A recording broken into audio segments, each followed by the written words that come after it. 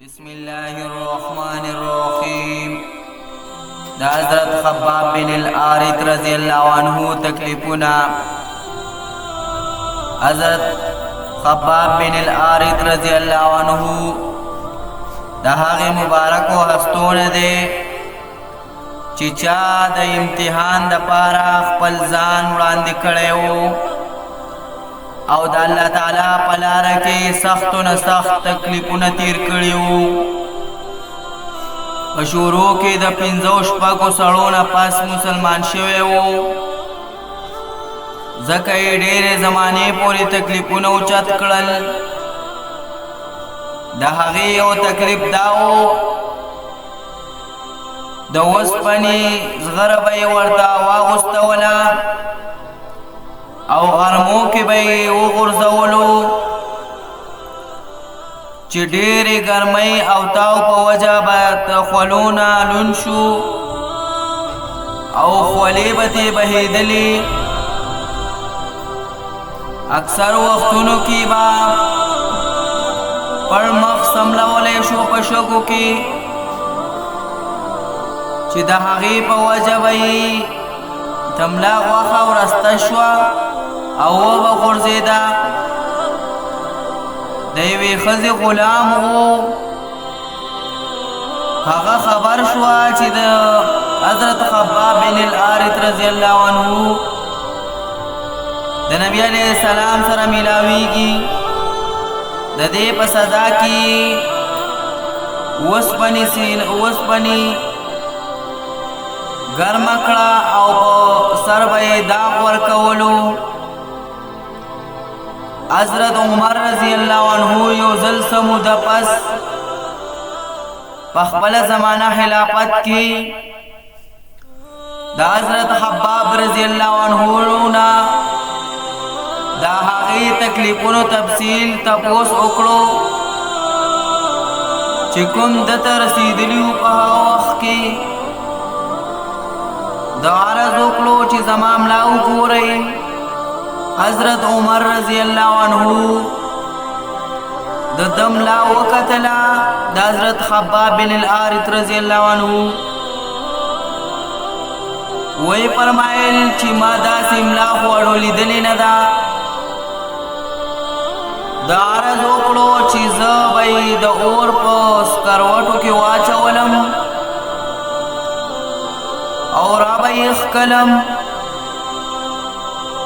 زما د ملا وازګي او وینې سره به هغه اور مړ شو. سره د دې حالاتو کله چې د اسلام ترقي شوه او د حالاتو د ښو حالاتو دروازه پرانیستی شوه،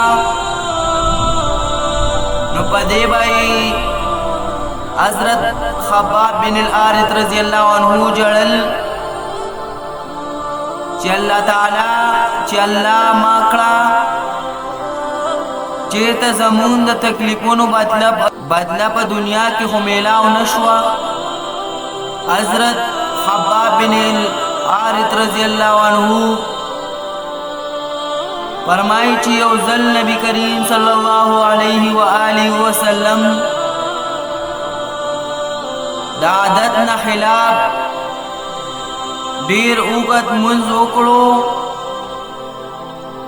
اصحاب کرامو د هغې باره کې تپوس وکړو. نبی علیه السلام ارشاد وفرمایه چې دا د رابعت او د ویرې منځ ما په دې کې د الله تعالی نه د دریو دعاګانې وکړې، دوه پکې قبول شوې او د یوې نه انکار وفرمایلو. ما دا دعا وکړه چې زما ټول امت په دې قحط هلاک نشي، دا قبول شوه. دویمه مې دا دعا وکړه چې په دوی دې داسې دشمن مقرر نشي چې دوی بیخي ختم کړي، دا هم قبول شوه. دریمه دعا مې دا وکړه چې دوی دی په خپل مینس کې جګړه نوي د دیو دی په خپل مینس کې جګړه نوي دا خبره منظور نشوا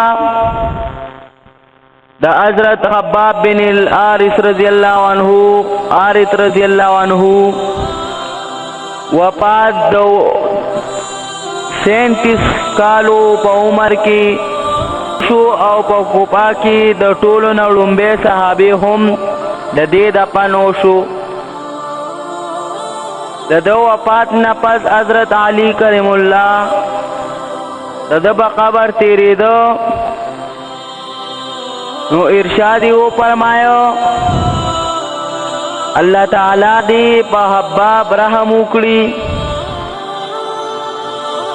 بخپلا خو مسلمان شو او په خوشحالی هجرت وکړو او په جهاد کې ژوند تیر کړو او مصیبتونه یې تیر کړل او مبارک دی ها کس ته چې قیامت یاد ساتي او د حساب کتاب تیاری کوي او د گزارې قابل مال باندې صبر کوي او خپل مولا یعنی الله تعالی راضي کړي پیدا په حقیقت کې د مولا راضي کول هم د دې خلکو حصہ چې دوی د ژوند هر یو کار د مولا د رضا لپاره او ویډیو تر دې ځای پورې وا که په ویډیو کې رانه څه غلطي شوي بخښنه غواړم او زموږ چینل سره لازمي سبسکرایب کړئ یو کمنټس او یو لایک ضرور وکړئ د خپل ځان خیال ساتئ د الله په امان